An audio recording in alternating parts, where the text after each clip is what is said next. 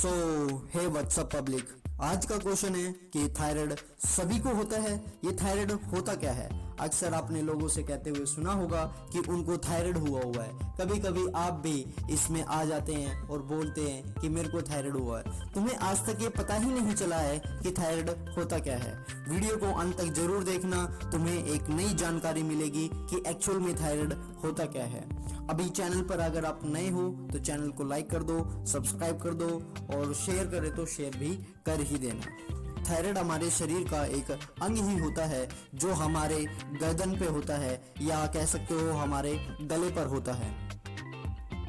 जब थायराइड हमारे शरीर का एक अंग है तो वो बीमारी कौन सी है जो लोगों को हो रखी है या जो तुम कहते हो कि इनको थायराइड हुआ है? क्योंकि थायराइड तो सभी को है, क्योंकि थायराइड अभी पता लग गया तुम्हें, थायराइड एक शरीर का अंग होता है।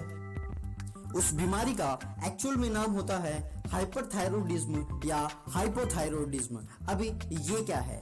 एक्चुअल में थायराइड एक ग्रंथि का काम करती है और ग्रंथि मैंने अभी पिछली वीडियो में ही तुम्हें बताया था कि ग्रंथि क्या होती है, उसका क्या काम होता है। आपको अगर वीडियो नहीं देखी है तो जाकर देख लो, और नहीं भी देखनी है तो मैं इस वीडियो में सारी बातें मोटी मोटी आपको बता ही दूंगा।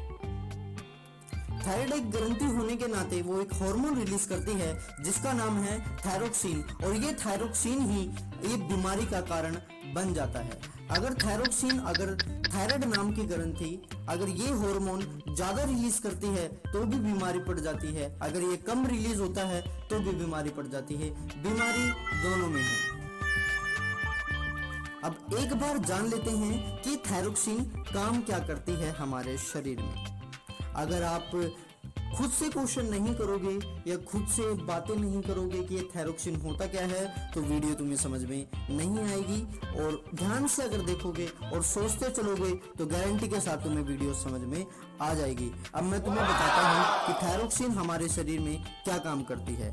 थायरोक्सिन क्या करती है, हमारे शरीर में जो पचा हुआ खाना होता है उसको जला करके हमें एनर्जी देती है। तो अब तुम कहोगे कि थायरोक्सिन ज्यादा रिलीज हो गया, इसका मतलब ये है कि वो ज्यादा खाना को जलाएगी और ज्यादा एनर्जी देगी।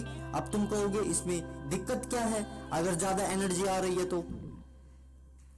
एक बार फिर सोचो, अगर तुम सो रहे हो आराम से और तुम्हारे शरीर में से एनर्जी निकली जा रही है तो एनर्जी वेस्ट होगी कि नहीं होगी? ये सोचो एक बार। अगर जब बेफालतू की एनर्जी निकलेगी और जब भी एनर्जी ज्यादा होती है तो तुमने नोटिस किया होगा कि हमारा ब्लड प्रेशर ज्यादा हो जाता है, खून एकदम गर्म हो जाता है, आग बबूला सा हो जाता है, बेचैनी होने लगती है और हमारे दिल की जो धड़कनें हैं वो भी रफ्तार से बढ़ जाती है। अब एक बार दोबारा तुमसे क्वेश्चन है, क्या थायरोक्सिन ज्यादा रिलीज होना हमारे लिए फायदेमंद है या नुकसानदायक है? अब तुम कहोगे ये हमारे लिए नुकसानदायक है क्योंकि ये हमारी एनर्जी को वेस्ट कर देगा ज्यादा हद तक। बस इसी सिचुएशन को ही कहते हैं हाइपरथायरॉयडिज्म।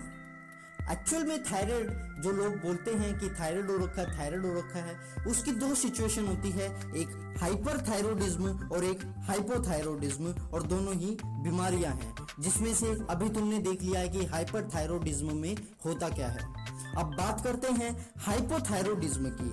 हाइपोथायरॉयडिज्म में थायरोक्सिन कम रिलीज होता है।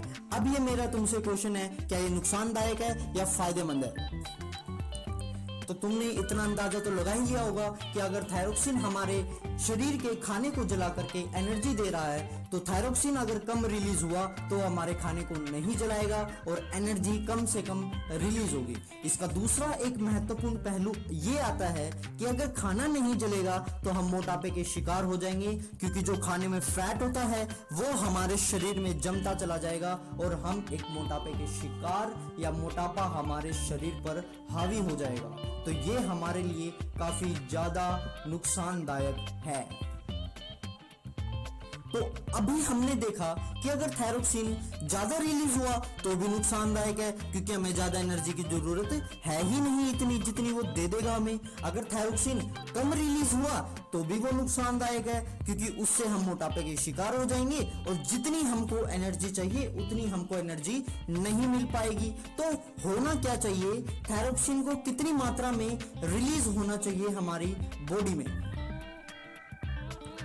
सीधी सी बात है, जितनी हमको एनर्जी की जरूरत है उतना ही थायरोक्सिन हमारे शरीर में रिलीज होना चाहिए। अब एक बहुत ही इंपॉर्टेंट बात करते हैं, अगर थायरोक्सिन उतनी मात्रा में रिलीज नहीं हो रहा है तो हमें क्या करना चाहिए?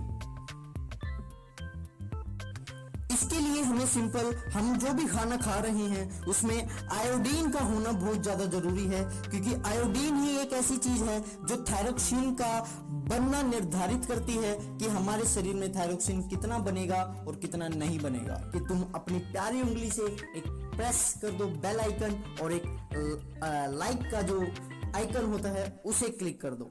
Thank you so much.